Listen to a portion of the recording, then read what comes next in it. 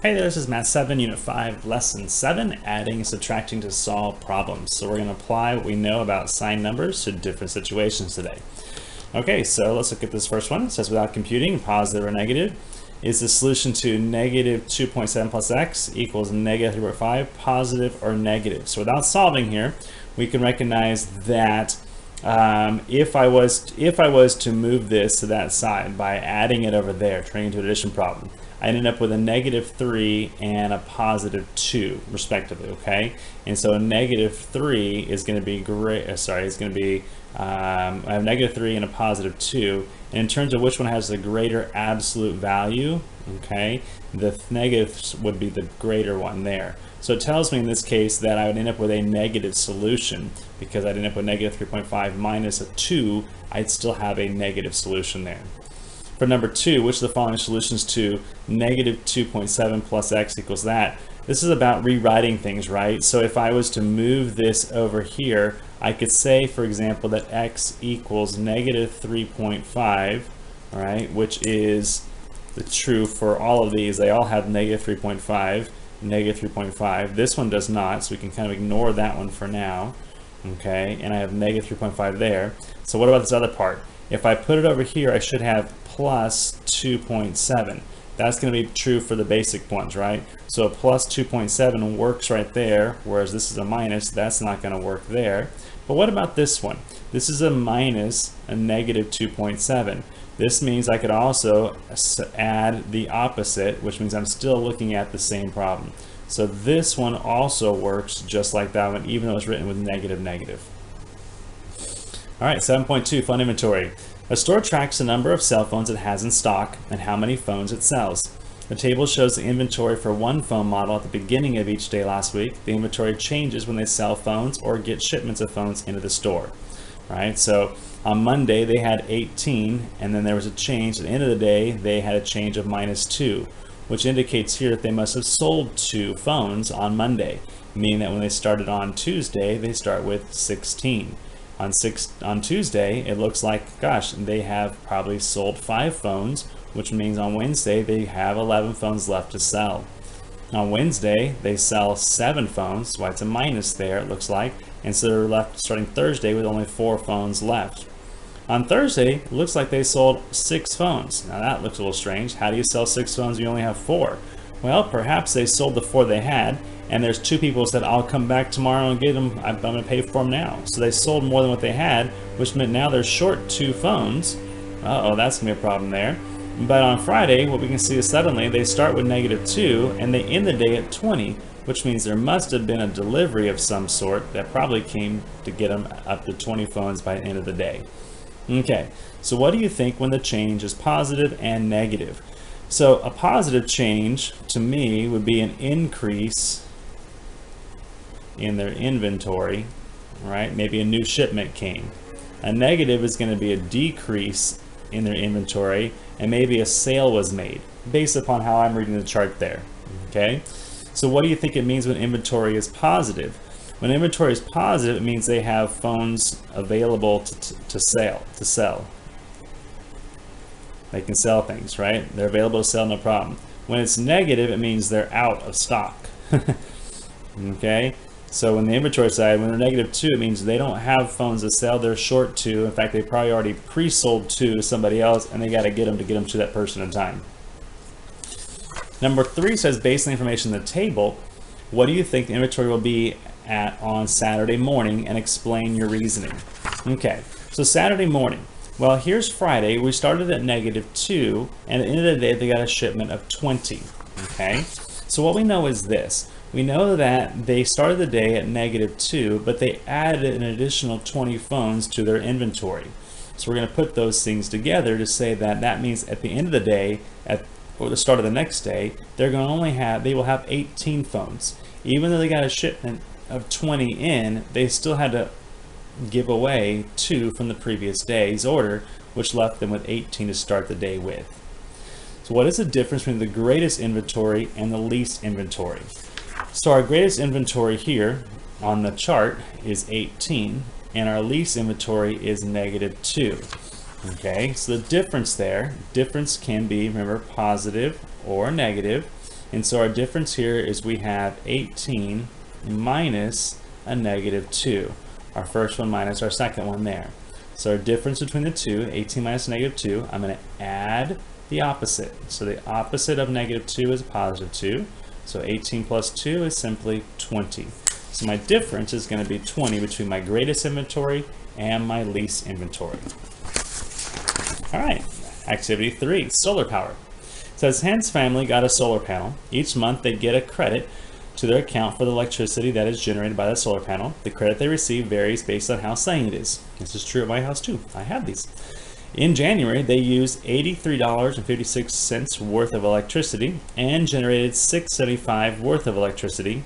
Here is the electricity bill for January. So they have their charges and then their credit. So what they generated becomes a credit, and what's due is what's left over, right? 83 minus a 6 something gives you 74, right? That's your difference there.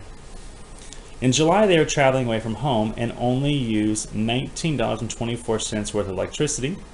The panel generated $22 worth of electricity. What was their amount due in July? So the same idea here, we take the amount they generate, 19.24, and we're going to subtract it from it, the amount of electricity they generated, 22.75. Okay? So I can set it up this way. Another way I could set it up here is I could say it's 19.24 plus their credit. Okay, and the credit is going to be a negative number because it's a credit. So those are the same things, though, right? This is the same way. This is subtraction. This is addition. I could turn that into a subtraction by doing what? Add the opposite. That would work too. So whatever way works for you is going to be just fine, however you want to set that up there. When I look at this, I see the signs are different, and so I find the difference. So $22.75 minus $19.24. Let's find the difference. We have 5, we borrow here, and we have 3. And I find the difference, but I want to keep the greater sign. This is positive, this is negative. Which number is bigger, 19 or 22? You'd say 22, so we're going to keep it negative, and we make it a negative 351. So they actually have a credit on their bill for July because they generated more money, more electricity than they used. Okay, that's how you want it to be. July is a good month. The table shows the value of electricity they use and the value of electricity generated each week for a month. What amount is due for this month? So these are weeks, and this is kind of at the end. So it's like they used, generated. So what's going to be their sum total? What's due? To do that, what we want to look at is we're going to find a total amount for each column. Okay, how much was used and how much was generated. So to find the total for this, we're going to add up all of these used dollar amounts here, and when we add this up, we come up with $77.40 was used, and in terms of what was generated, you come up with a negative $28.33. Okay, so those are my totals there for what was used and what was generated. In terms of what's due for the month, that's going to be set up again by $77.40, and I'm going to add to that there the credit of $28.33. I do the math there, and when I do the math, again, this is two different signs, so I find the difference, $77.40 minus $28.33. I know this is positive, that's negative. 77 is bigger than 28, so I'm going to end up with a positive solution. So let's do the math here real quick. We borrow, and we get 0.7. We borrow again, 17 minus 8 is 9, 6 minus 2 is 4, and it's positive, so we have a positive $49. So what's due is $49.07. What is the difference between the value of electricity generated in week 1 and week 2? Okay, the difference between 1 and 2. Okay, so we do the first value, negative 6.33, and difference means minus, and week 2 is negative 8.94. So we do negative 6.33 minus a negative 8.94. And again, this is going to be add the opposite, right? So now I have different signs, so I find the difference. 8.94 minus 6.33, and we have 162. When I look here, I have a positive 8, and I have a 6 and an 8. 8's bigger, so I'm going to keep it a positive value. So we have 2.61 for weeks 1 and 2. For weeks 2 and 3, we have negative 8.94 minus a negative 7.70. Okay, So this, sorry, go back over here. This means there was an increase of 2.61. Even though it's a negative value, we generated more electricity there. Here we can see going from 8 to 7, we should have a decrease there, right? We're going down in terms of the amounts generated. So if I go add the opposite and look at 8 compared to a 7, the 8's larger, so I'm going to keep it a negative solution, my negative solution. Let's find the difference. 8.94 minus 7.70. We get 4, 2, and 1, and we keep that negative there for my solution. Okay, and that's it for that sign, that one right there. Let's take a look at the next page. Differences and distances.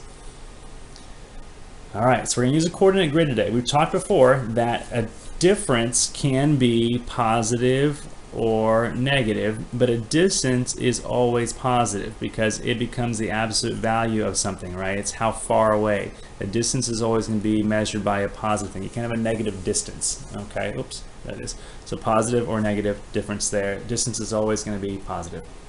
So let's plot the points here. A is at 5, 4, so here's 5, we come up to 4, and we plot A, no problem. B is at 5, comma negative 2, so we're going to plot B right here. C is at negative 3, comma negative 2, so we plot C right there. And D is at negative 3, comma 4, so we plot D right here. So there's my little grid there being plotted. So what shape is made if you connect those dots in order? We would have a lovely little rectangle. Okay, what are the side lengths of A, B, C, and D? Okay, well the side length of AB, 1, 2, 3, 4, 5, 6. So AB is 6, and then BC, 1, 2, 3, 4, 5, 6, 7, 8. So BC is 8. Which makes CD also is 6, and then DA is also 8. Those are my side lengths there. So what's the difference between the x coordinates of B and C?